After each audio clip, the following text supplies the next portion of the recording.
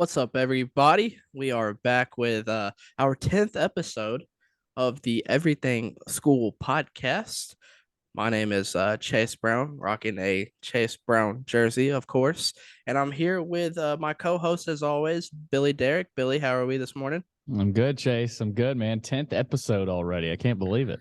Feel It's like wild. hasn't felt like it's been that many episodes, but it's been fun, man. I know everything's sort of calming down this time of year, with not as much to get into now that of course Tennessee's out of Omaha. NBA and NHL finals are over. So now we're talking about the NBA and NHL draft, baby. Let's go. Draft time, front office time. I love front office is one of my favorite aspects of sports, probably my favorite aspects of sports. So looking forward to that. We've got the NBA draft tonight.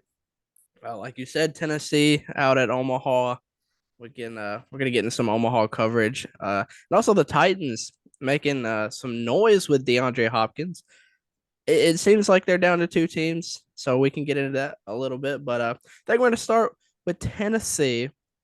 Absolutely no showing Tuesday night against LSU. LSU wins 5-0. Tennessee really gets beat by the bullpen. Drew Beam goes 5 innings. Man, it was a tough way. This is the most Tennessee way I can think of to go out in Omaha. A lot of blood pressure, a lot of banging my head. So really tough. Interested to hear your thoughts on that, Billy. I don't know if you get to watch a whole lot of it, but what do you think of the embarrassing, in my opinion, loss? I was able to kind of sit down and watch that. And up until that game started, I mean, we had Tony Basilio on the George Plaster show, and he was talking about how, Tennessee's pitching is set up well.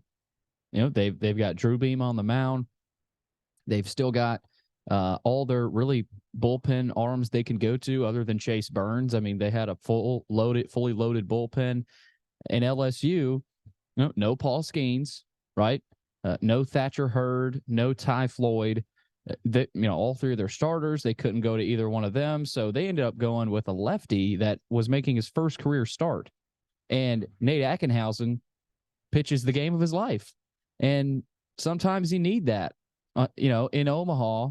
Not sometimes, every year, really. Every year, there's a player that has a performance like that, whether it's a hitter that, is making his 12th plate appearance of the season, hits a go-ahead home run, just something crazy like that for a team's path to Omaha.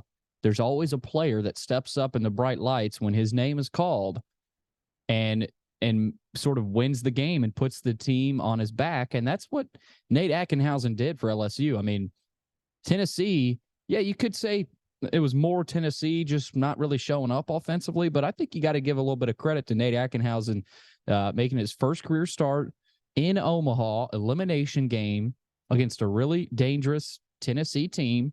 Now, I know their lineup has struggled for the most part in the postseason, but they beat Stanford, put up 6 runs against Stanford, and they're rolling. They're trying to knock off an LSU team that they feel like they have the edge over, an advantage over pitching wise. But Ackenhausen just came in and shoved, man. So obviously you got to give credit to him. On the other side of it, though, I was stunned to see Tennessee. I mean, it looked like there was no sense of urgency. It didn't look like there was any attack mode, going on with the Vols. And I feel like a microcosm of the season was that game against LSU, right? You get off to a slow start. You've got a fielding miscue with Christian Moore where that was late in the game. That should have been a double play. Moore mishandled it. LSU, I think, got another run in that inning. I could be mistaken, but that should have gotten them out of the inning nonetheless. And then, they struggle with runners in scoring position, and you kind of saw the issues the first half of the season pop up really in that entire game against LSU. So, but again, I thought Tennessee pitched well. Drew Beam came and pitched well. Camden Sewell came in, and I know he gave up the home run, but he's a guy that I thought for most of the season had pitched well, so you trust him. AJ Russell, I was confused why they took him out. I don't know about you, Chase, but watching him, I mean, he was disgusting. So and then Vitello takes him out, I think with a 1-2 count. Was that Russell or was that I Halverson? think I think Halverson got pulled That with was a 1-2 count. okay. So Russell pitched that inning before Halverson came in. And I was just I was dumbfounded as to why they took out Russell. I know there's a lot of matchup concerns there, but I thought Russell was pitching really well. Now again, Tennessee's still down; they're still losing, so does it matter? Probably not. But Halverson enters the game that next inning, and Vitello takes him out with a 1-2 count, and then it was Sewell, right? Did they bring Sewell in after Yes, that? Sewell came in for Halverson. Sewell came in, gave up the bomb, and it was kind of the floodgates had opened for LSU, and I think that was a big swing for them, for Dylan Cruz, and their momentum in this tournament, because it looks like LSU has woken up. And Chase, this happened a lot early in Vanderbilt when they were trying to make it far in Omaha. The first time they made it, they couldn't beat Florida.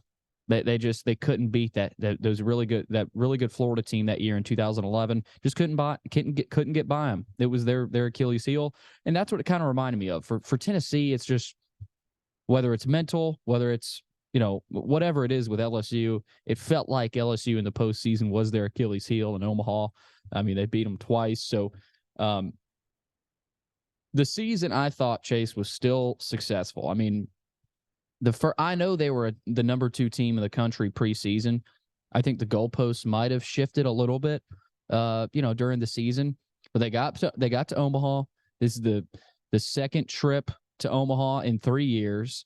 The second trip to Omaha in Vitello's tenure, 6-year tenure, which is incredible. So for Tennessee, there's nothing to hang your hat on. There is a lot to hang your hat on. There's nothing to hold your head down at, right? There's nothing to frown upon about this season. I mean, you can hang your hat on another trip to Omaha. So, that's a good thing for Tennessee fans. So again, I know it ended in a bad, embarrassing, man, this sucks way, but this season as a whole was a success for Tennessee baseball, especially going back to a few months ago. You would have never thought this team would make it to Omaha. Before the Vandy series, we were talking maybe Tennessee doesn't even make the tournament. So I mean, to get to Omaha, unbelievable. And they'll have to get these bats rolling though in the offseason. Maybe pick up a couple portal bats and develop some of their players now. And I think they'll be fine. Their pitching will be fine. So still a success, I think, for the Vols. I agree. I think we were talking. I mean, when you get to put in that Clemson regional, I mean that's a tough regional to go in there and win. And Clemson was at the time the hottest team in baseball. They'd won the ACC title. I think they were on a 17-game win streak, and to go in there and get out of that regional the way they did, that thrilling of a game, and then battling back to beat Charlotte twice. I mean, it's been a good season. It's been a fun season, honestly. I know a lot of people, when we talk about football, a lot of the fan base had the slogan "Feels like '98." I think we should change it to "Feels like 2001," because first 10-win season in football since '01, and first win in Omaha since '01. So then we need to bump that up 3 years. But like you said, next year's team, I'm almost certain Chase Burns is back. He's just a sophomore. I know Drew Beam is the same grade, so I think he'll be back. And then you get Luca Ramirez. Manny Ramirez's son comes in as a freshman this upcoming season. Kavares Tears will be back. He had a really decent showing this year, and it was a good season. You hate to go out like you go out, and it feels like, as a Tennessee fan, it feels like the most Tennessee way to go out, but you have to look at a lot of the positives this year. This isn't the team. This is the team after the team. I heard that a lot during these broadcasts. But the way I'm gonna look at this tournament is I'm gonna focus more on the Stanford game. That comeback was so fun to watch. I know we talked last week. Chase Burns, man, he is ridiculous. He is so fun to watch. Anytime he comes into a game, the atmosphere switches and the energy just kind of ramps up. I had texted one of my buddies when We were down, was it 4-0, and Burns comes in. I said, Burns is not giving up anything. So if the offense gets going, we're going to be fine. And Burns comes in and throws 6 shutout innings. And you have a 6 run, no, 4 run fifth inning to tie the game, add 2 more runs late. It was just a fun game to watch. LSU's, they're a good team, and they're a really good team. Those bats are elite. They've got good speed, good defense, really good defense. I know Trey Morgan's, he is so fast on the base path, and he made Tennessee pay. He found the gap. Dylan Cruz is a big bat. Beloso's a big bat. So I mean, you have to look at it in that sense that we didn't. You can't really show up to Omaha with this team. No offense to this team, and be like, oh man, this team is hands down winning this tournament, man. Because they got, I mean, we talked about it last week as well. That the bracket of death basically on that side. You've got, I mean, if you got out Tuesday night with a win, you're looking at 2 games against Wake Forest. They're a really good team too. So yeah, there's a lot to be excited about. There's a lot to be happy about going back to Omaha and getting a win, getting out of the regionals and super regionals. The coaching decisions in this final game, I think Halverson only threw 3 pitches. It got to a 1-2 count and got pulled immediately. Yeah, I know they're pitching coaches. They look at matchups all the time, but I mean Halverson. If I'm Halverson, I think he's out of eligibility. So I think he's gonna go to the draft anyway. But I mean that's almost borderline disrespectful to that guy. I mean he's a Friday night level starter in the SEC.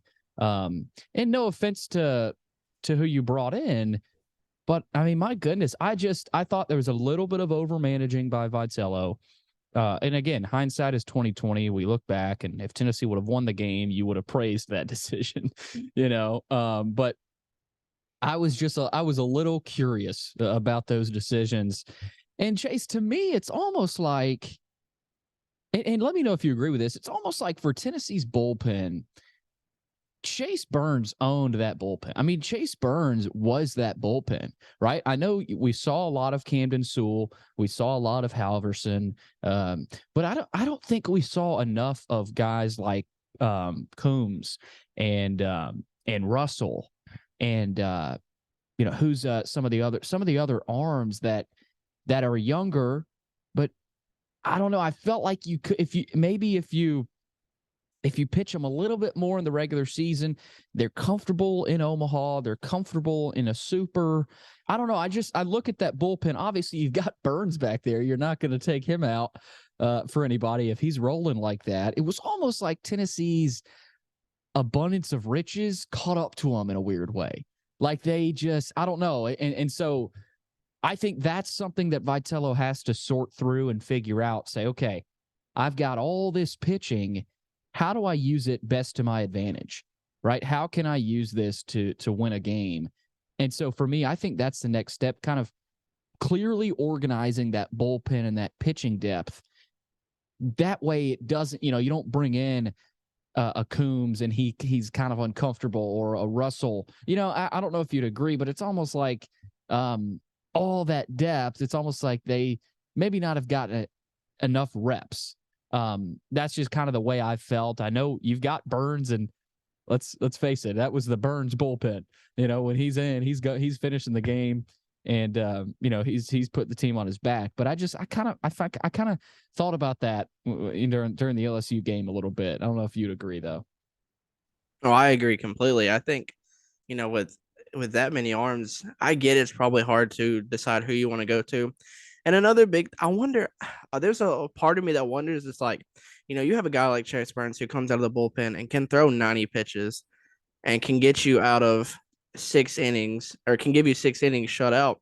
Do you rely too much on one guy going that long and think, man, do I have another guy that can go that long? Or are we just going to kind of wing it if Burns isn't available? And Monday night, or yeah, Tuesday night, sorry, it felt like they were winging it, honestly. Uh, Drew Beam gets his pitch count up. He didn't pitch the worst game. He didn't pitch the best game. And then Coombs comes in, 3 pitches, 2 hit batters. AJ Russell comes in and gets out of it. And then you like the Halverson thing, like we talked about. And then after Halverson throws 3 pitches, Camden Sewell's in for 2 innings, and then Kirby Connell finishes it off. So to me, it looked like, oh man, Burns isn't available. We don't have a guy who can get 6 innings. Let's just throw the whole barn at him. And I don't know if that's the best strategy to have against a team like LSU. Because once LSU gets on you, it's good luck getting out of that. Because once they time those pitches up, it don't matter who's on the mound. They're gonna get their hits. And I think we saw that. The defense, I mean, the defense let the pitching down more than I think the pitching let the defense down, honestly. Lots of errors. I know you talked about Christian Moore's failed double play turn. That was frustrating to watch. The Zane Denton throw to first wasn't a great throw. The ball was rolling foul, and I know as a third baseman, you're not thinking that ball is going to roll foul, so you're not going to really, you don't want to hesitate and give it that chance. But if you do give it that chance, you're looking even if the ball doesn't roll foul, you've got the ball running first and third, and you're fine. There's no damage done. It's still 1-0, and it's a tight ball game. But the defense, it hasn't been there really all year. There's been struggles with it. There's been a lot of sloppy errors. But I also agree with what you said just a little bit ago. There was no sense of urgency. I kept looking at the dugout to see if this team was going to get fired back up, and they were just sitting there lackadaisical. I know Vitello did the Mike Leach thing where he took the stools and put them on the ground, and this and that. But like that was so Vitello. That yeah, was that so it. Vitello. I agree. I agree 100%. But this team just they they just didn't have any fight. And you would think that a guy like Burns would be in the dugout, kind of getting the team pumped up.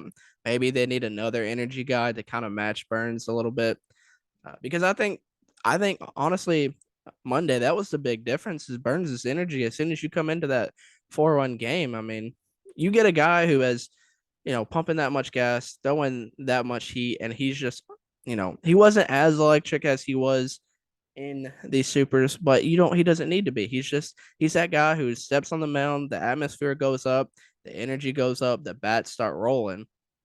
And they don't have another guy like that in the bullpen. And I'm wondering if they just said, you know what, just throw everything at him and hopefully something sticks.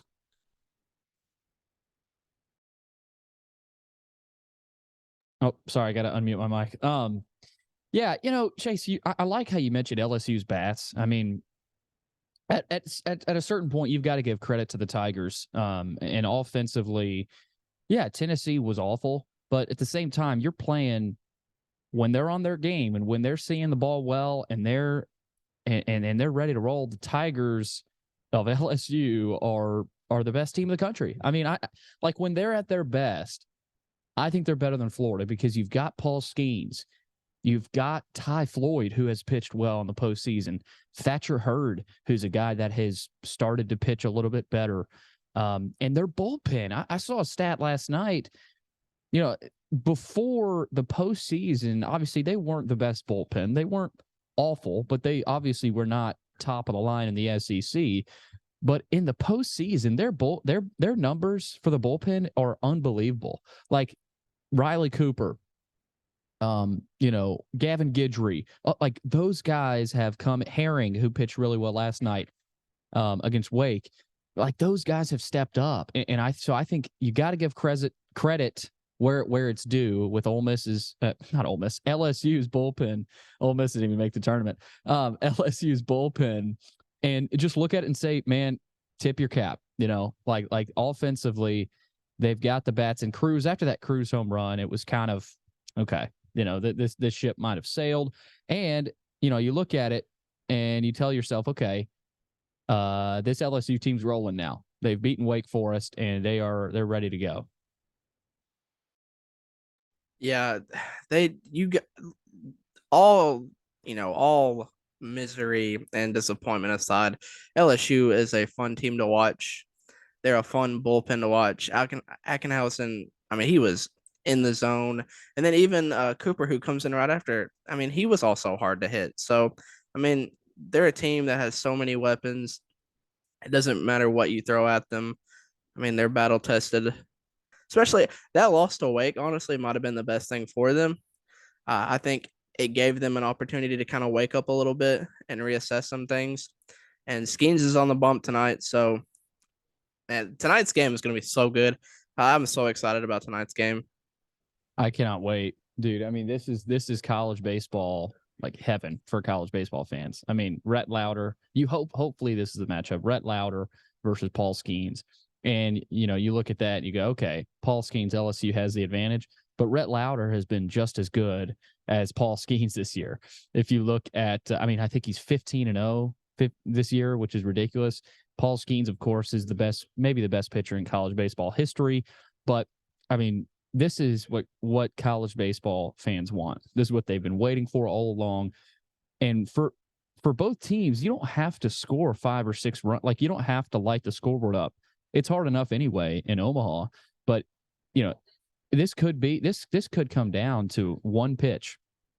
If LSU gets a hold of one, that could win the game 2-1 late in the game for LSU. Or for Wake Forest, if Wilkin or Kurtz gets a hold of one late in the game, that could win the game, 3-2, 2-1. So I think, take the under in this game. I don't know what the over under in runs is, but I would take the under because of the pitchers. I mean, Rhett Lauder, Paul Skeens, there's nothing better, and I cannot wait for that one tonight. So the line for tonight, LSU at -160, coming in as a favorite. Over under is set at 8 right now. So not too terribly high of an over under, but kind of in that middle range where it kind of makes you nervous to take both, honestly, because there's great pitchers on the mound, but man, there's good offenses playing too. So it's gonna be fun. I think I'm gonna lean LSU. It's hard not to go with Skeens, no matter what team he's facing. And that's a guy who's gonna go out there and he's your ace, basically, your ace in the hole. And if they get past Wake tonight, we've got an SEC championship game, which How is about that? always fun. Florida, we can talk about Florida a little bit as well. They fended off that bracket, not as hard of a side of a bracket, but they beat West Virginia. They beat all three teams. They beat 3 of the teams over there. They beat West Virginia last night or yesterday afternoon, and then Oral Roberts the day before. So Florida, they're off to a hot start, 3-0. They're sitting comfortably. They get a couple days of rest to wait. Kind of watch tonight. I bet I'm gonna say a lot of the guys on the Florida team are gonna be at the stadium tonight, kind of getting a firsthand look at what Skeens is gonna give you or what Louder is gonna give you. It's gonna be fun. I'm excited. What? Give me a prediction for tonight's game. I am gonna go LSU. But again, I think it's such the margins are going to be so thin tonight that I wouldn't be surprised if either team won it. Like, I don't think there's a distinct advantage for either team. Now, I think LSU has the momentum. Wake Forest bats have really been struggling. Like, they've gotten to Omaha and away from their ballpark, and they have really struggled. So I like the way LSU is trending. I don't like the way Wake Forest is trending. I don't think it's going to be a blowout. I have to take the under. Eight over under total. I would take the under there and LSU to keep it rolling. And man, there's going to be even more Tiger fans headed up to Omaha for that College World Series finals if LSU gets there against Florida. But yeah, I'm going with the Tigers. I can't go against them right now. I think LSU and Florida is also going to be a fun matchup if that happens. I know a lot of people were talking about. I heard one of the announcers say this is by far the best College World Series that they've ever had. I've enjoyed watching it. A lot of comebacks, a lot of drama. I think at one point before before Tennessee's second game against LSU, they were also the only game that was not contested by 1 run. So Tennessee was the only 2 games up until Tuesday that were bigger than a 1-run loss, which is a fun stat to have. But, so it's been close. There's been a lot of comebacks. Comebacks have been the story of this entire tournament. It's been fun. I've been happy enough to watch a lot of the games. Happy enough to watch. It's fun when your team is there, no matter what the situation is. Just makes you watch closely. Makes the whole thing better. Yeah. Yeah. It gives you a dog in the fight. And even with Tennessee out, I'm gonna sit down and try to watch the game tonight and the series moving forward. But I'm excited about it. It's been great. I know, Billy, you've enjoyed watching this World Series as well. So LSU and Wake tonight at 6 o'clock. And I think Skeens and Louder are going. So just tune in, grab your popcorn. It's going to be a fun barn burner. I want to switch gears just a little bit and talk some Titans football. DeAndre Hopkins has really piqued the interest of not only the Titans organization, the Titans fan base. Apparently, we've piqued DeAndre Hopkins' interest as well. And I read a report this morning that it's really down to two teams, and he's reviewing offers from both the Tennessee Titans and the New England Patriots. I know Buffalo is still trying to throw a hat in the ring there, but in my opinion, I think it is the Patriots and Titans as the front runner. A lot of people are saying the Titans are the number one front runner. Billy, what do you think about DeAndre Hopkins possibly teaming up with Derrick Henry and this new look offense moving forward? For the Titans wide receiver core, I mean, you've got to be elated about this, right? I mean, you look at that receiving core. Yeah, you've got Traylon Burks, you've got Kyle Phillips, you've got Nick Westbrook-Akine, but I mean, that's it, right? I know you got Chig Okonkwo, a good tight end, and then the guy they drafted out of Cincinnati. But that's not even a. I mean, that's almost not even an NFL level core. I mean, there's no depth. So I think instantly, if you get DeAndre Hopkins, that gets you out of the cellar. That gets you out of the basement of the NFL. You're still not top half, but I mean, you've got DeAndre Hopkins, Traylon Burks, Chig Okonkwo, and then Phillips, right? So I think that Hopkins takes that core out of the cellar of the NFL. So I think that's the first thing. Number two for me, I mean, for the Titans, if DeAndre Hopkins comes to Nashville, he still has that offensive line protecting his quarterback, which has struggled.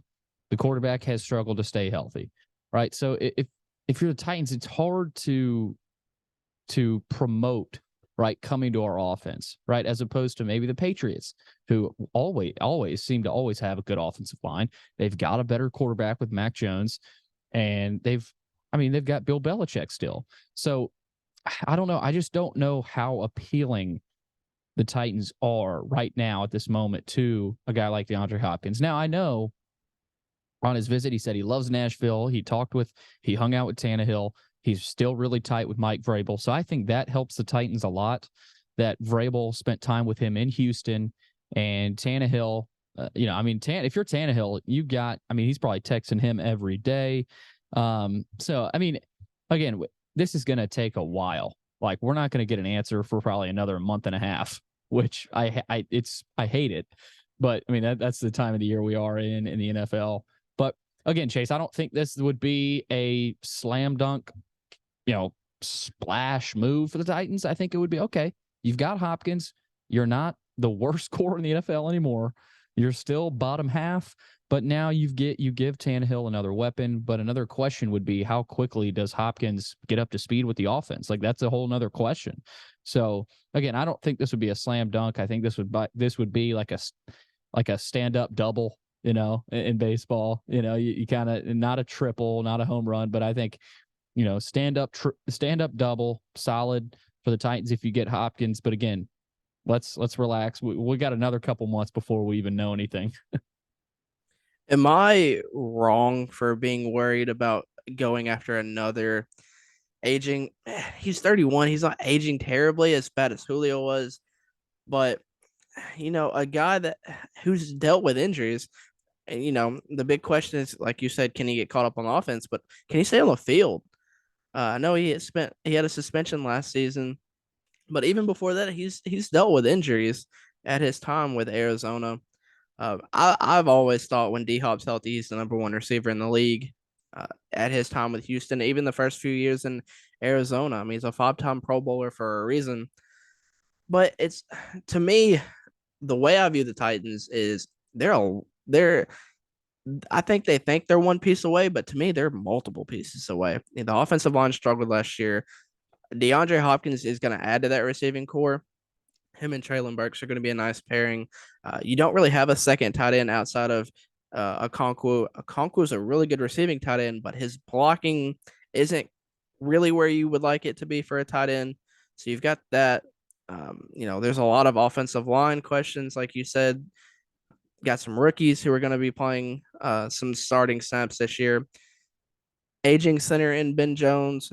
What's Derrick Henry going to give you this year? It could be his last year of massive productivity.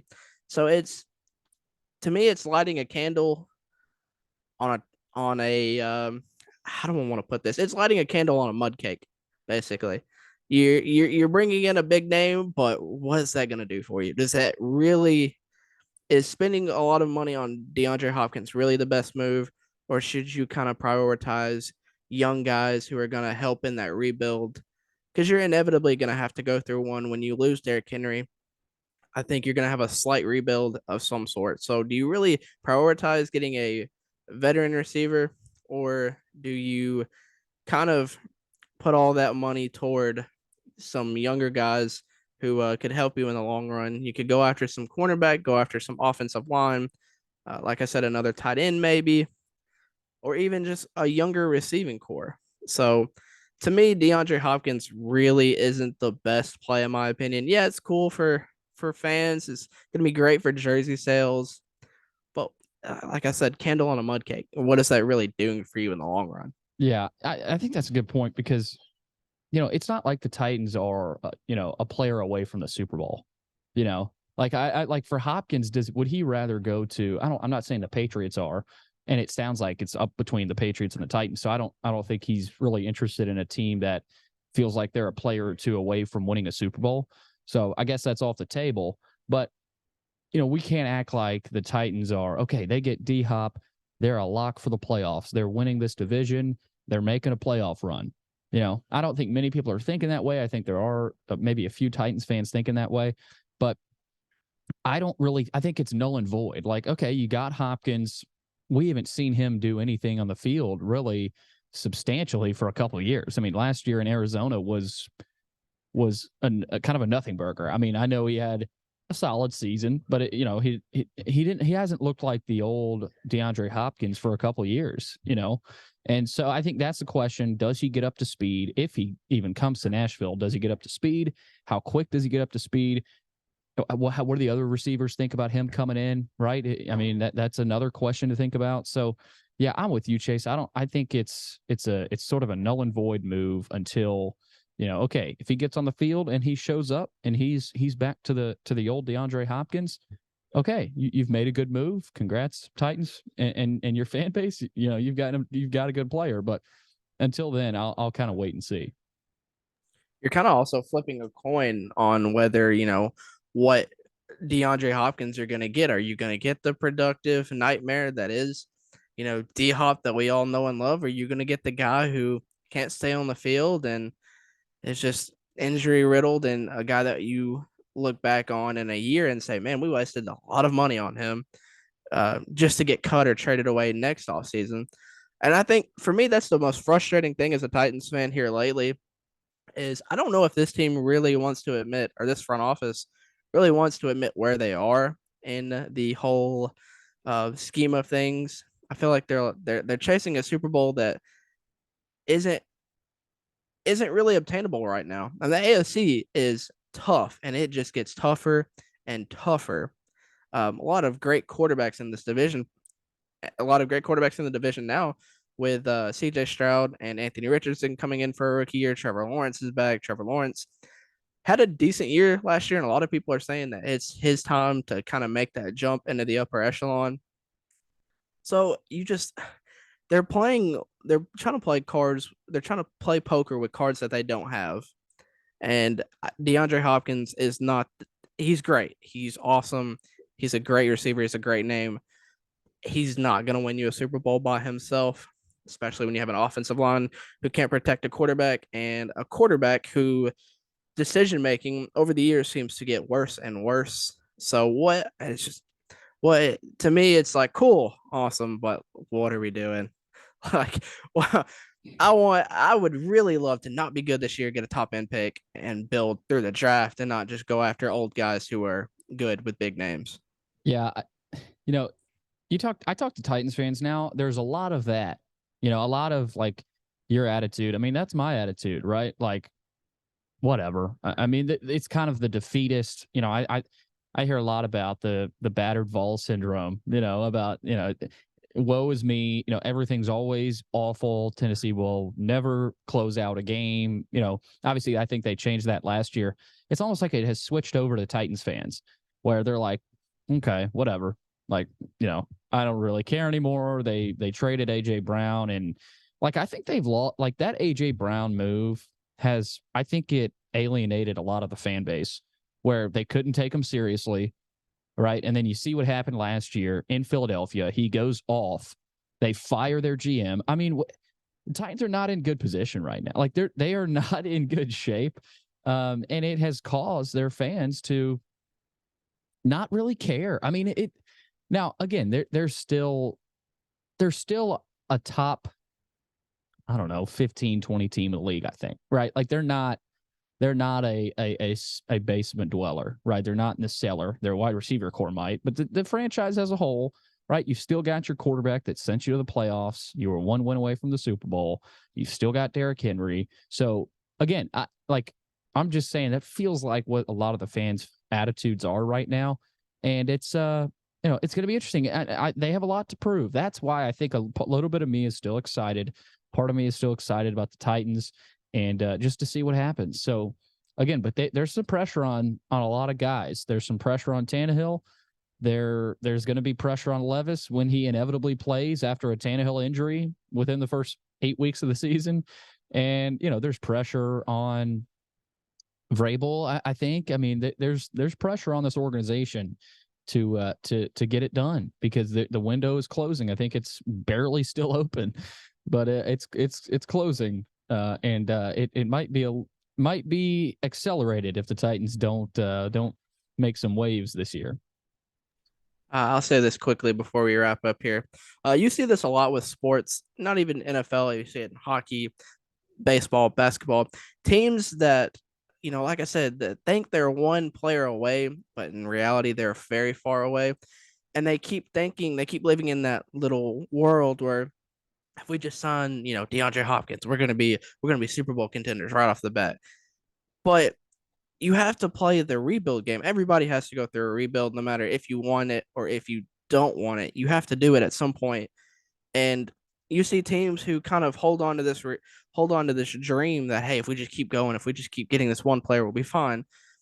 And in the long run, you keep pushing your rebuild down the road. That's not good because it's only going to make your rebuild that much harder and that much harder because you're just dumping salary cap, you're dumping opportunities to get great players, you're dumping high draft picks.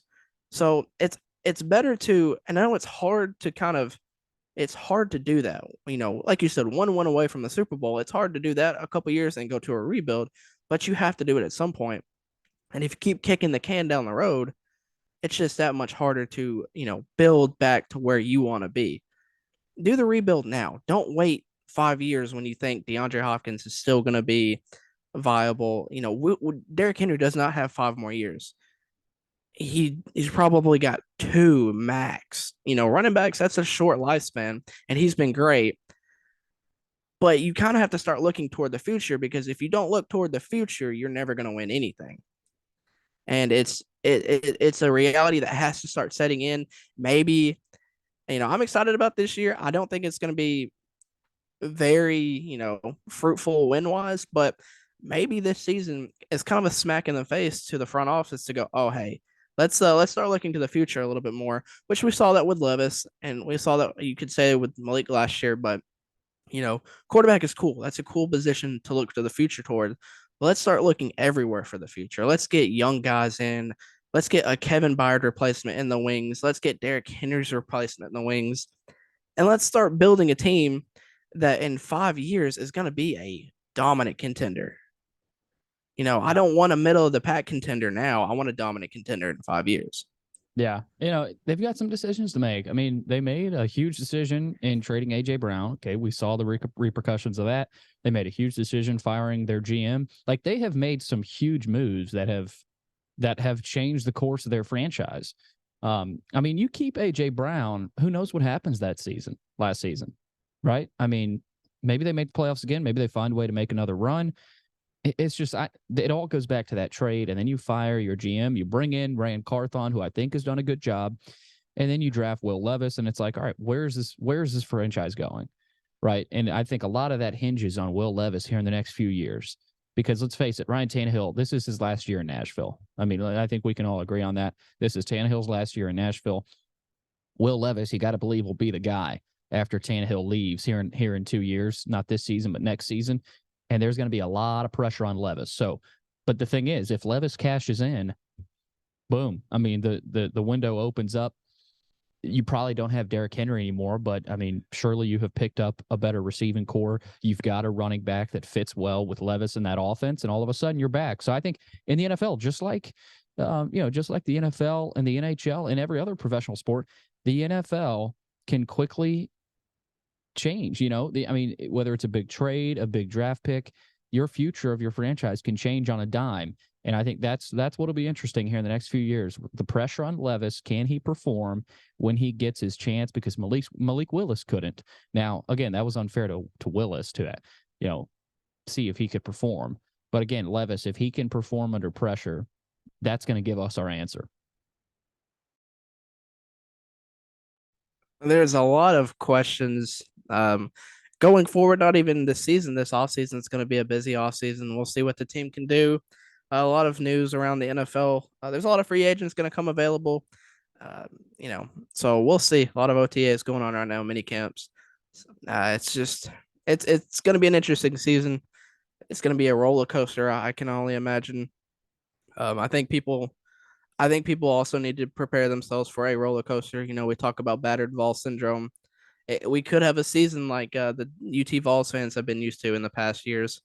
But maybe not. Maybe we catch a break. Maybe this team comes out hot. The defense carries the load like it has the last few years, and we could find ourselves back in the playoffs. So I think that's just about gonna do it here for the 10th episode of the Everything School podcast. Omaha tonight. Make sure everyone is watching. 6 o'clock. It's gonna be fun. Um, what you're gonna talk about next week by the time we come back. I know Billy, you said you're on vacation next week, so it's gonna be we might take a week off from the show just to kind of calm down a little bit. And when we come back, we've got SEC football heating up. We're gonna have a World Series champion by that point. Maybe DeAndre Hopkins is a Titan, maybe it's a Patriot. We'll see. But I think that's just about gonna do it. Billy, it's been great to have you on again today, and it's been a fun time. And I hope everyone has a great weekend. So we'll catch you guys here in a couple weeks.